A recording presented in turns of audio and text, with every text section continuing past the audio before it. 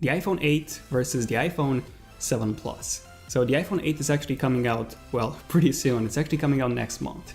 So let's take a look and see how it compares to the iPhone 7 and the iPhone 7 Plus. Let's take a look and see if it's actually worth upgrading from the iPhone 7 and the iPhone 7 Plus to the iPhone 8. So as always, grab some popcorn and enjoy this in-depth comparison between the iPhone 7, the iPhone 7 Plus, and the iPhone 8.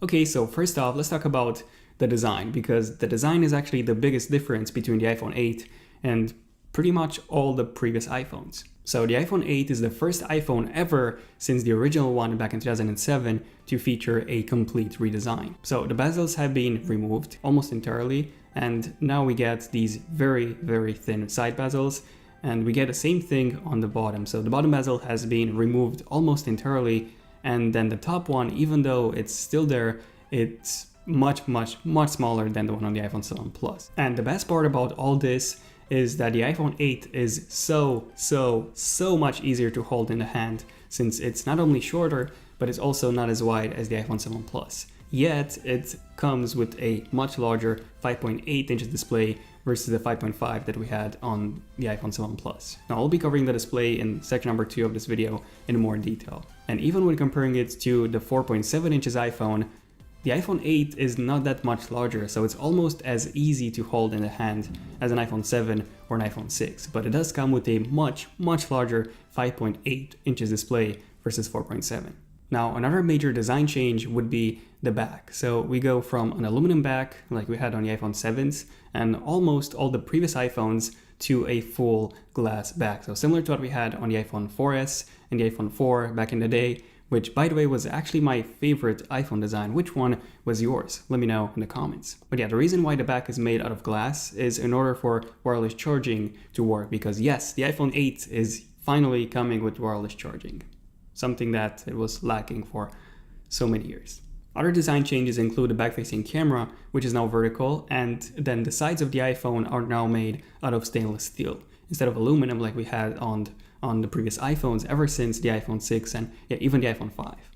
So you can't really see this on these models, but on the final release units, this would actually be stainless steel. So very similar to the black stainless steel Apple Watch. So a really premium design. Now, when it comes to the actual colors, we do get quite a few changes here as well. So the iPhone 7 came in silver, gold, rose gold, matte black, jet black, and then we also had that special red color. So yeah, 6 colors for the iPhone 7. Now the iPhone 8, however, is only coming in 3 colors. So black, silver, and then there's also this brand new color, which is going to be called blush gold.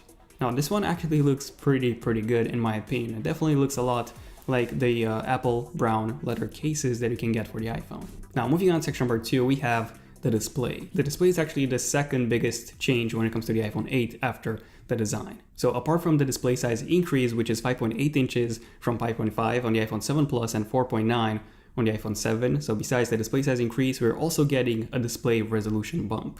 So from 1080p on the iPhone 7 Plus or 1334 by 750 on the iPhone 7 to a massive 2800 by 1242 or 2436 by 1125. So yeah, depending if the virtual home button area would be taken into consideration. So 1236 by 1125 is the most likely option when it comes to resolution of the iPhone 8. So why is that? Well, this is also the one that we've already seen hinted in the HomePod firmware. And besides this hint, this will also be 3 times the Retina resolution. And yeah, if you do the math, that's actually 462 ppi for a 5.8 inches display. So pretty big improvement from the iPhone 7 Plus, which came with 401 ppi, or the iPhone 7, which came with 326 ppi. So basically, the more pixel density, the sharper the display actually is. Now, this 2436 by 1125 resolution might only be for the active display area of 5.15 inches. So if this is the case, then this won't actually include a function bar with the home button, so the one on the bottom of the display. So if this is indeed the case, then the full resolution for the entire iPhone 8, for the entire display, would be 2800 by 1242. So that would actually be for a 5.8 inches display. And that would actually translate to a PPI of 528 basically on par with the Samsung Galaxy S8 Plus. Now, another big display feature which is expected to be included with the iPhone 8 is going to be the ProMotion display. So what's a ProMotion display? Well, this is something that we've seen on the new 2017 iPad Pros. So this is essentially a 120 Hz display panel. And the reason why it's called ProMotion is because it can actually adjust its refresh rate based on the content that you're viewing. So if it's like a 24p movie, it will actually change the refresh rate to 24 Hz. If it's a YouTube video, it's gonna change it to 30 Hz, and so on. And the cool thing about a ProMotion display is that it will not just preserve battery life, but everything will be so much smoother. I mean, once you use something like a 2017 iPad Pro, which uses such a display, just go to the Apple Store, try it out. It's crazy. I mean, it's really good. So once you try that out, it's really hard going back to a 60 Hz panel. So everything feels so slow and so laggy. Definitely give it a try if you have the chance. But by far, the biggest display change is not the resolution increase, the display size increase, or even ProMotion. So the biggest display change is the fact that we're finally getting an OLED display panel. So unlike the LCD panel that we still have on the iPhone 7 and pretty much every single Apple product except for the Apple Watch. So the Apple Watch is the only Apple product that currently comes with an OLED display. So an OLED display can actually turn off individual pixels, since the pixels, they provide both the color and the backlight. So this actually means that you don't need an external light source like you do with LCDs. Okay, so what does this actually mean? Well, it means perfect blacks, which everyone loves. I mean, you won't be getting those, grayish blacks that you get with LCD displays. With OLED displays, you get perfect black since the pixels can be completely turned off. Besides this, you also get improved contrast, and overall, an OLED display provides the best viewing experience, at least when it comes to display panels. Okay, so moving on to the camera. So when it comes to the camera, we're getting some pretty big updates as well. So the back-facing camera is now vertical, which is, just a small design change. It doesn't really matter. But what does matter is the sensor, which, by the way, remains the same. So it's still a 12 megapixel sensor on the back. However, the biggest change when it comes to the camera on the iPhone 8, at least the back-facing one, is the fact that you will be able to shoot 4K video at 60 frames per second now. So 60 frames per second, 4K video, and also slow motion in up to 1080p, up to 240 frames per second, which is up from 120 in 1080p. So we've seen this hinted in the HomePod firmware, and what's even more exciting is that the front-facing camera will also support 4K at 60 frames per second. That's just crazy. When you think about it, the iPhone 7 and the iPhone 7 Plus, they were actually limited to, 4K at 30 frames per second on the back-facing camera, but on a front-facing one, we were actually limited to 1080p at 30 frames per second. So a massive improvement when it comes to the front-facing camera. It's just crazy. Going up from 1080p 30 to 4K 60 is just crazy. Now, because of this, the front-facing camera will also be getting a resolution bump. So you do need 8.3 megapixels if you want to record 4K videos, by the way. So 8.3 or higher is required for 4K video. Now the front-facing camera, because of this, it will be bumped to either 9 megapixels or 12 megapixels. So yeah, either way, this is going to be a big improvement for both in both resolution and video quality when it comes to the front-facing camera of the iPhone 8. So what about nighttime shots? What about low light shots? Because yeah, low light on the iPhone was never that impressive. Well, other improvements to the iPhone 8's camera include OIS, or optical image stabilization, on both the camera modules. So on the iPhone 7 Plus, we only had OIS on the wide-angle lens, not on the telephoto one. Now, the aperture, when it comes to the aperture, this is also getting an improvement. So from f1.8, which is what we have on the iPhone 7, to f1.7, that would be on the back.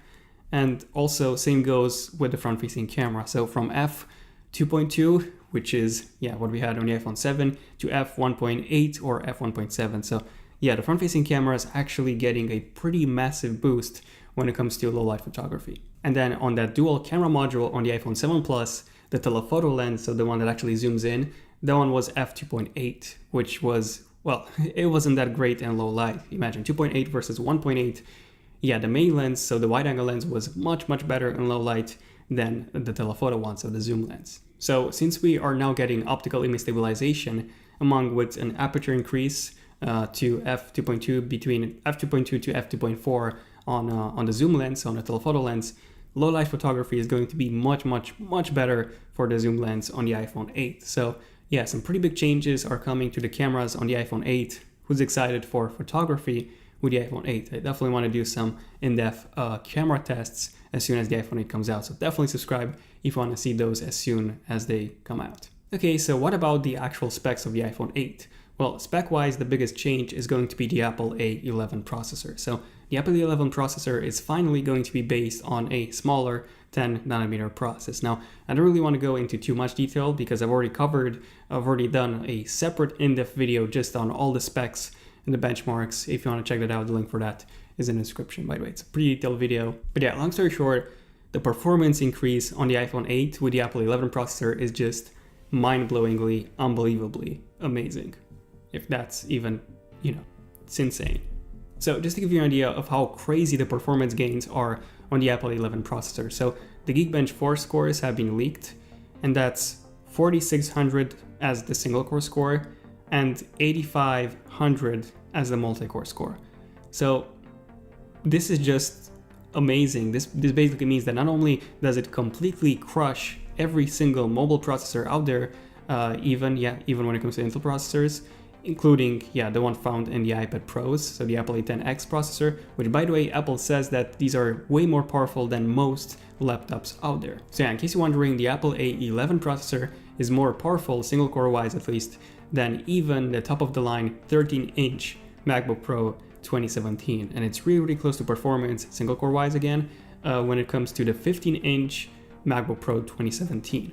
I'm talking about a 7920 HQ processor. So that's a top of the line Kaby Lake chip that you can get in any laptop out there. Single core wise, the scores are really close. Now, multi-core, obviously, the 7920 is much more powerful since it also comes with 4 cores and 8 threads. But yeah, it's crazy considering that this is what Apple has managed to achieve in basically a smartphone. That's just mind-blowing. Okay, so that was the Apple A11 processor. So what about the RAM? Well, RAM-wise, we are getting 3 GB of RAM, so basically the same amount of RAM as on the iPhone 7 Plus. Now, the iPhone 7 did come with 2 GB of RAM, and now we're getting 3 GB with the iPhone 7s Plus and the iPhone 8, but still 2 GB, by the way, in case you're interested, on the iPhone 7s. So yeah, the 4.7 inches iPhone 7s comes with 2 GB. All the other iPhones come with 3, and the iPad Pros, they come with 4. Now, moving on to the special features of the iPhone 8. There's so many special features, so many new features that are coming with the iPhone 8. So I'm not going to cover all of them. So here's the major ones. So the first one would be a smart camera. That would be on both the front-facing camera and the back-facing camera. So this is basically a new API that basically adjusts settings based on the scene that it's detecting.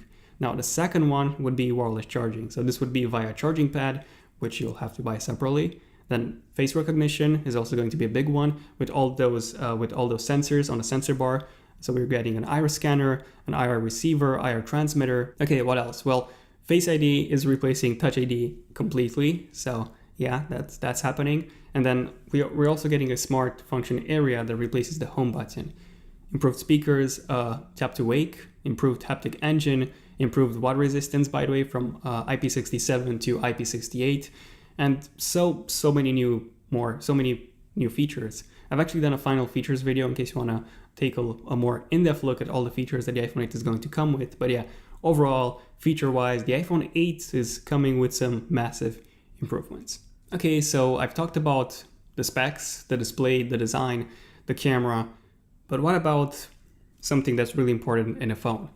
The battery life. Well, when it comes to the battery, the iPhone 7 Plus came with a 2900 mAh battery, whereas the iPhone 7, that one came with 1960 mAh. So yeah, pretty big difference between the two models. Now, the iPhone 8 is actually going to come with a stacked motherboard and also an L-shaped battery. So the battery is going to be shaped so that it actually fills all the empty space inside the iPhone. So the motherboard, since it's stacked, is going to be shorter and not as wide as on the iPhone 7, and that's why we can have that L-shaped battery, so a larger battery than on the iPhone 7. So yeah, the battery itself is going to be much larger than the iPhone 7 one, even though it's going to be smaller than the iPhone 7 Plus one. So it's going to be about a 2700 mAh battery. That would be the size, the capacity. Now, the iPhone 8 is going to come with an OLED display and also a much more efficient Apple A11 processor.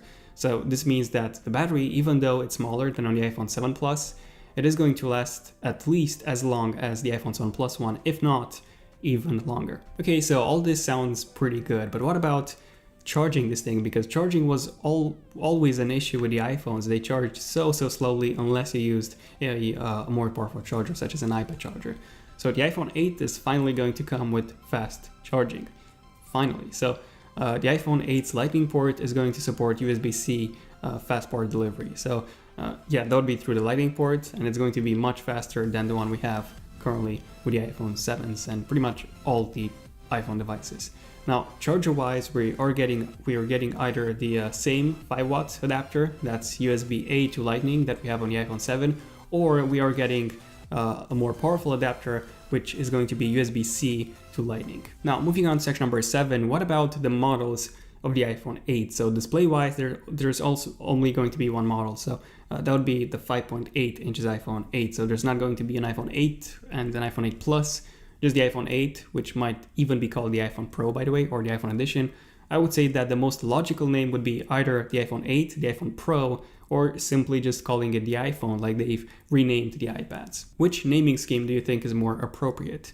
Now, when it comes to the capacity, we are getting a slight increase here. So on the iPhone 7 and the iPhone 7 Plus, we had 32, 128, and then 256. So 3 different options when it comes to storage on the iPhone 7.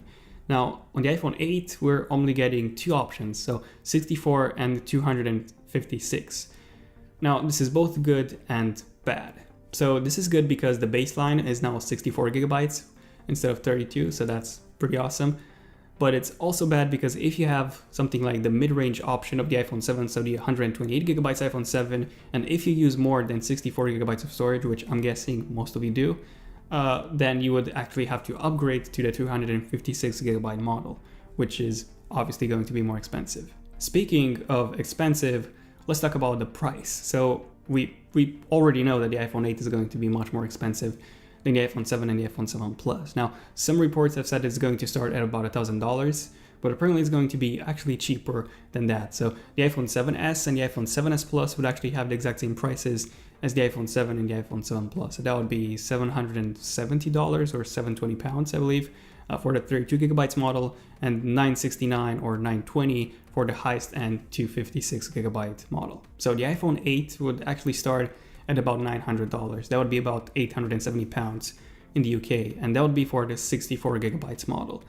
and around $1,000 for or 970 pounds for the 256 model. So in the end, it is more expensive than the iPhone 7s and the iPhone 7s Plus and the iPhone 7 and the iPhone 7 Plus, but it's not as expensive as we all believed, which is some pretty good news. But then again, it is pretty expensive. So yeah. Okay, so in the end, should you upgrade from an iPhone 7 or an iPhone 7 Plus to the iPhone 8? And I would say yes, definitely. I mean, if you have an iPhone, if you have any older iPhone, this video is not sponsored by Apple in any way, by the way. This channel is not sponsored by Apple in any way, but the iPhone 8 is the biggest change ever since the original iPhone. So if you're coming from something like previous generation iPhone, this would actually be definitely a massive change in pretty much every single way, unless you obviously don't care about the big bezels on the iPhone 7 and you like, you know, the camera and the display overall. So you don't really need an iPhone 8, but when it comes to the changes, this is the biggest change ever since the original iPhone. So let me know in the comments what do you guys think about all this. Are you upgrading to the iPhone 8? And if so, from which iPhone? Other than that, if you have enjoyed this video, then feel free to subscribe for more iPhone 8 content. Now, I have a lot of interesting and exciting videos coming soon, so definitely stay tuned for those. Don't forget to enable notifications, by the way. You can do that by simply tapping on that bell icon, and you'll be notified as soon as I upload a brand new epic video. Also, feel free to give this video a like if you have enjoyed it, to let me know. And also, let me know in the comments if you're epic enough to make it until the end of this video, and if you've finished all that popcorn. But yeah, this was pretty much it for now. So yeah, thank you all for watching and for making it until the end. I'm Daniel, and I'll see you guys in my next one. Who's excited for the iPhone 8? Yeah, coming pretty soon. Yeah, signing out. So see you in my next one. Signing out. Yeah, cheers.